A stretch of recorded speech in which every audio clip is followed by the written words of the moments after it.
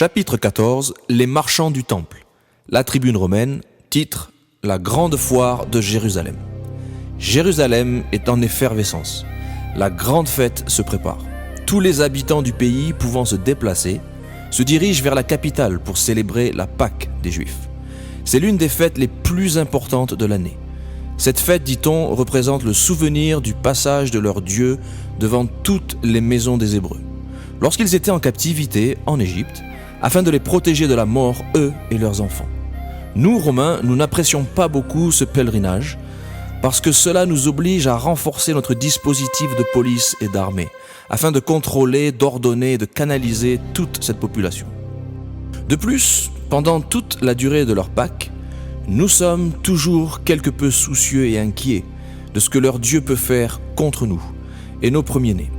C'est aussi la bonne affaire pour les commerçants. Les marchands de bœufs, d'agneaux et de pigeons sont pratiquement sûrs d'écouler leur stock et de réaliser le chiffre d'affaires de l'année.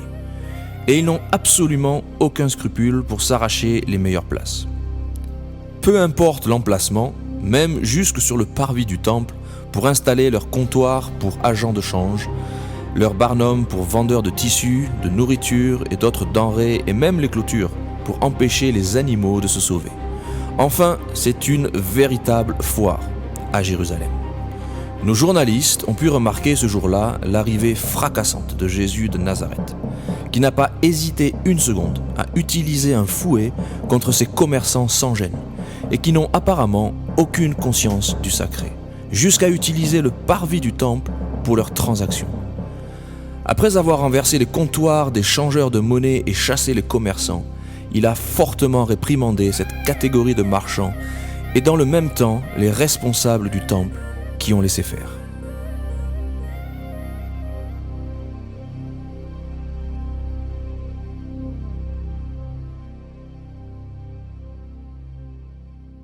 Chapitre 14. Les marchands du temple. L'Observatoire de Jérusalem titre « La première fête de l'année ». Comme chaque année au printemps, toutes les familles d'Israël se préparent pendant un mois à célébrer la Pâque ou Pessah, qui signifie passage de l'Éternel. Les habitants doivent se débarrasser dans chaque maison d'absolument tout le levain, c'est-à-dire de toute levure, de pain, de ferment, etc., etc. et doivent ressortir le service de table complet de la Pâque précédente qui ne sert que pour cette fête. Il ne devra entrer dans la maison que des aliments kashers, c'est-à-dire sanctifiés par le rabbin et prescrits dans la Torah. Le repas du Seder, le repas pascal, se compose principalement d'herbes amères et de l'agneau sans défaut. Le seul moyen de trouver toutes ces denrées se trouve sur la place du marché, devant le temple. Les ménagères trouvent tout ce dont elles ont besoin afin de pourvoir en nourriture pour toute la famille pendant les 8 jours que dure la Pâque. De leur côté, les chefs de famille viennent récupérer sur le parvis du temple l'agneau qui a été sacrifié sur l'autel. Nous n'avons pas compris l'intervention musclée de Jésus sur ces marchands, qui rendent bien des services à nos familles, qui payent leur emplacement au trésor du temple et qui donnent un pourcentage de leurs recettes aux gardiens du temple. Cette pratique est courante. C'est en quelque sorte le prélèvement de la dîme sur ces commerçants ambulants difficiles à contrôler. Par contre, lorsqu'il a dit, nous citons, « Ce temple, c'est la maison de mon Père, n'en faites pas une maison de commerce », une réflexion s'impose. Oui, Jésus s'en est pris aux marchands du temple d'une manière énergique, mais la réaction des pharisiens nous a semblé tout de même bizarre. Au lieu de reconnaître les faits et de baisser la tête, ils se sont ligués contre Jésus parce qu'ils voulaient rétablir la sainteté de Dieu dans ce lieu. Ils se sont moqués de lui en disant « Quel miracle vas-tu faire en rapport à ce que tu viens de faire ?» À force d'avoir laissé faire et devant l'accumulation des concessions pour des raisons bassement matérielles, les religieux ont désacralisé ce lieu. La réponse à la question des pharisiens était incompréhensible. Si le temple était détruit, ils pourraient le reconstruire en 3 jours. comment un bâtiment qui nous a demandé 46 ans de travail peut être reconstruit en 3 jours? Impensable.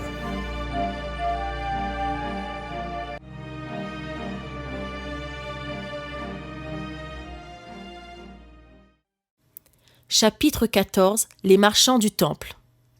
L'étoile du matin, titre. Les marchands du temple.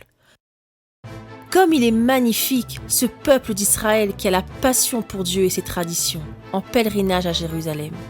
Une foule immense est venue de tout le pays pour se rassembler au pied du temple et célébrer la plus grande fête de l'année. C'est la Pâque que l'Éternel a instituée pour commémorer la sortie d'Égypte. La seule fête pour garder le souvenir du passage de l'esclavage à celui de la liberté. Un souvenir à conserver comme une loi perpétuelle. Aujourd'hui, cette fête a une connotation particulière, car si les Hébreux sont bien dans leur propre pays, celui-ci est sous occupation étrangère et à nouveau, ils n'ont toujours pas retrouvé la vraie liberté. Les Romains ne connaissent absolument rien aux traditions du judaïsme. Pour eux, le peuple n'est qu'un tiroir-caisse. Avant le début de la Pâque, et dans toutes les maisons, c'est la chasse au levain et le nettoyage à fond du sol au plafond. L'agneau pascal sans défaut, sacrifié, sera rôti tout entier, sans qu'aucun os ne soit brisé et trônera au milieu du repas du Seder. Une chaise restera vide autour de la table pour accueillir le Messie. Comme chaque année, les marchands sont dans le temple. Rien ne les dérange, ni le lieu, ni les anges. Ce qui compte, c'est l'argent. C'est le grand rendez-vous des changeurs de monnaie, des commerçants de tous bords. Des hommes d'affaires traitent le gros bétail, les bœufs et les brebis avec les riches. Les vendeurs de pigeons s'adressent aux pauvres qui ne peuvent pas s'offrir l'agneau. Ils sont tous dans le temple, criant et négociant leurs marchandises sans respect du saint lieu. Les autorités religieuses participent à ce blasphème en prélevant les droits de place pour le trésor du temple et leur propre confort. Mais où se trouve la crainte de Dieu? Ont-ils oublié Dieu au profit des choses matérielles de ce monde? Par l'observance stricte de la religion, ils ont fermé leurs yeux à Dieu, en ne servant que le rite vidé de son contenu spirituel. Lorsque Jésus a franchi le seuil du temple, son cœur a été touché par la désinvolture des commerçants et la décadence irrespectueuse à l'égard du lieu de culte. Il a renversé les comptoirs des changeurs de monnaie et les tables de marchands pour mettre en avant le sérieux de cette commémoration dont la finalité est la venue du Messie. Le prophète Jérémie avait dit: « Est-elle à vos yeux une caverne de voleurs, cette maison sur laquelle mon nom est invoqué ?» La foule doit prendre conscience de l'importance spirituelle de cette célébration, car le levain des hommes d'affaires n'a pas de limite. Il s'infiltre aux abords du temple, jusque dans ses parvis, pour y pénétrer et ainsi rendre impure la maison de Dieu. Apparemment, cela ne sensibilise personne, y compris les sacrificateurs souillés, par la normalité de cet usage, devenu rentable. Jésus leur reprocha fortement. « Ne faites pas de la maison de mon Père une maison de trafic, une caverne de voleurs. » Jésus vient réveiller les consciences perverties et aveuglées par l'anormalité des choses qui sont devenues la norme au fil du temps. Il est venu rétablir l'ordre divin et le respect du lieu saint. La Pâque n'est pas uniquement le fait de nettoyer les intérieurs des maisons pour les rendre pures. C'est en nettoyant l'intérieur de l'être tout entier, en faisant disparaître le levain, les impuretés qui sont collées à la peau et attachées au cœur qui pollue l'âme, que l'on peut retrouver la vraie liberté, celle de la communion avec Dieu. Jésus donne aux pharisiens un indice et une énigme en même temps. Détruisez ce temple, et je le rebâtirai en 3 jours. À suivre.